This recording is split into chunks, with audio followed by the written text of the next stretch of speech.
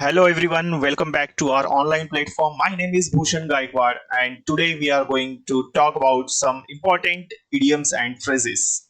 So if you are preparing for SSC CGL 2025, so this lecture is only for you. So now चलिए शुरू करते हैं। देखिए, तो आज हम कुछ इंपॉर्टेंट इडियम्स एंड फ्रेजेस को बात करने वाले हैं, डिस्कस करने वाले हैं। चलिए शुरू करते हैं क्लास को बिना किसी देरी किए। देखिए, तो पहला इडियम आज हमें जो पढ़ना है, देखिए क्या है बेटा, अ स्नेक इन द ग्रास। बहुत ही अच्छा इडियम है, हो सकता है आप लोगों को पता हो, और यदि नहीं पता तो कोई बात नहीं, फिर भी हम इसे पढ़ लेते हैं बहुत ही शानदार तरीके से।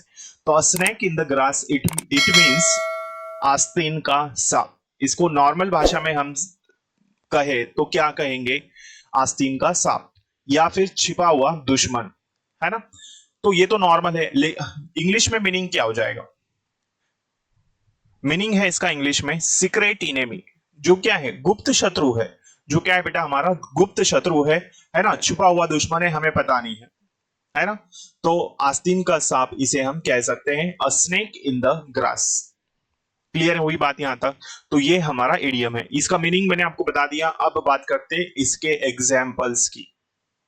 देखो एग्जाम्पल क्या है इसके, देखिए तो एग्जाम्पल दिया हुआ है, we should always be aware of the snakes in the grass. हमें हमेशा क्या है? सावधान रहना चाहिए छिपे हुए दुश्मनों से, ठीक है, क्योंकि हमें नहीं पता होता है कौन हमारा दुश्मन है। तो हमें हमेशा छिपे हुए दुश्मनों से सावधान रहना चाहिए या फिर सतर्क रहना चाहिए। तो snake in the grass, I hope आप लोगों को ये समझ में आ चुका होगा, ठीक है। Snake in the grass it means छिपा हुआ दुश्मन। क्लियर है? चलिए, आई होप ये सारी चीजें आप समझ चुके होंगे। क्लियर है यहां तक? चलो, तो स्नेक इन द ग्रास हमने पढ़ लिया, आगे बढ़ते हैं। देखिए, चलो नेक्स्ट इडियम हमारा क्या है? नेक्स्ट है टू ब्रिंग टू बुक। ये भी बहुत ही प्यारा इडियम है, जिसका मीनिंग क्या है? देखिए, to to bring to book it means, अब इसका ये मतलब नहीं है कि किताब लाना, बिल्कुल नहीं है ऐसा। तो मीनिंग इसका यदि हम देखें, टू पनिश। क्या मीनिंग है बेटा इसका इंग्लिश में? टू पनिश मतलब सजा देना। क्या है? सजा देना, है ना।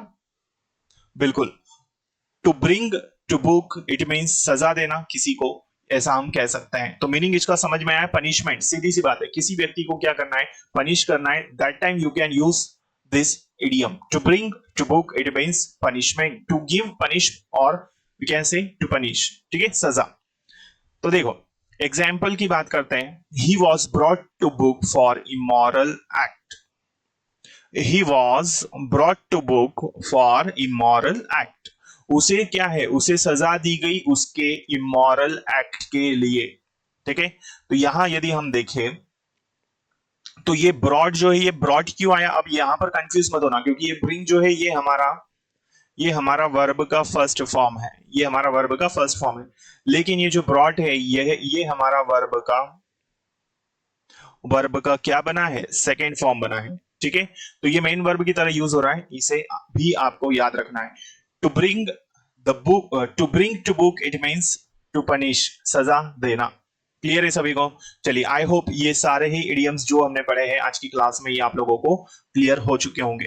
तो आने वाली क्लासेस में मैं बिल्कुल आप लोगों के लिए और काफी सारे इडियम्स, काफी सारी क्लासेस, स्पेशली वोकेबलरी की भी यदि हम बात करें, चाहे हम ग्रामेटिकल चैप्टर्स की बात करें, तो सारी चीजें बिल्कुल डिटेल में मैं आप लोगों के लिए लेकर आने वाला हूँ। सारे सेशन बेहतरीन और इंपॉर्टेंट और इंटरेस्टिंग होंगे। चलिए, तो जो भी स्टूडेंट्स इस चैनल पर पहली बार आए हैं, इसे सब्सक्राइब कर लीजिए बेटा, ताकि आने वाले क्लासेस के नोटिफिकेशंस आपको मिल सके। मिलते हैं अगली क्लास में, तब तक के लिए जय हिंद, जय भारत, थैंक यू।